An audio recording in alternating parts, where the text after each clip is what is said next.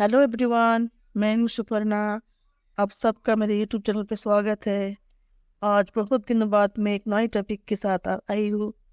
आज का टॉपिक का नाम है power of silence. What is power of silence?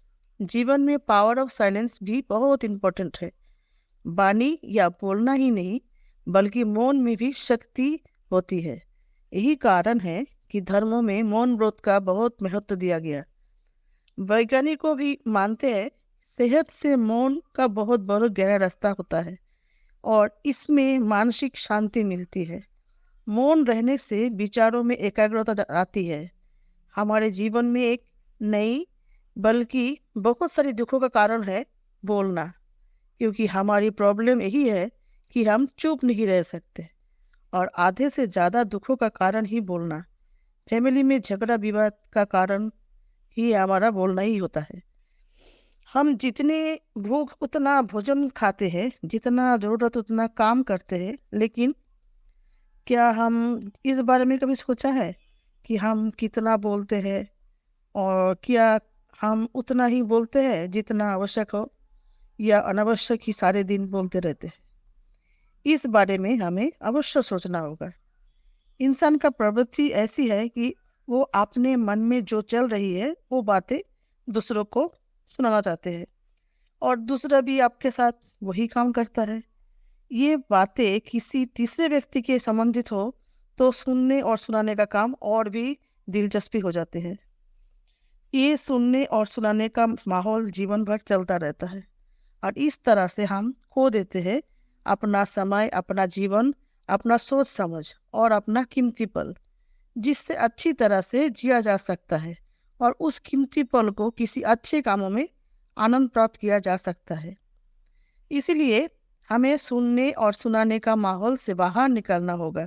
जब तक हम बाहर की ओर बोलते रहेंगे तब तक हमारा भीतर अशांत रहेगी। जिस दिन हम मन से चुप हो जाएंगे तो तब बाहर हमारे मुख से कुछ भी निकले हम शांति रहेंगे। दुनिया में जितनी बुराइयां हैं, परिवारों में क्लेश है, पति पत्नी में विवाद है, सब बोलने के कारण ही होते हैं।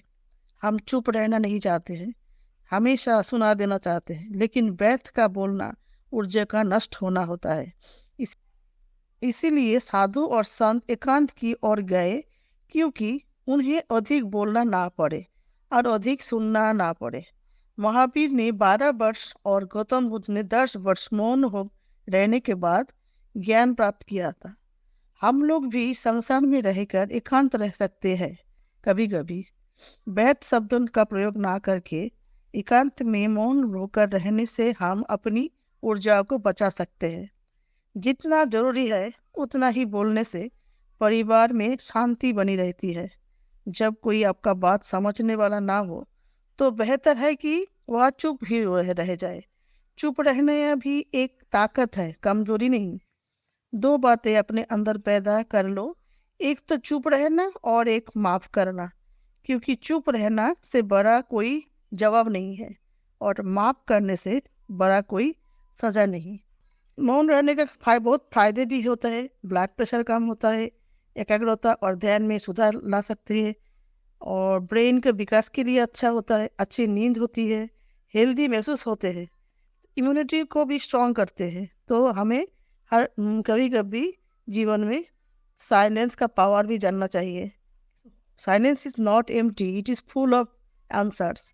तो थैंक यू, आज के लिए इतना ही। Tata, bye bye.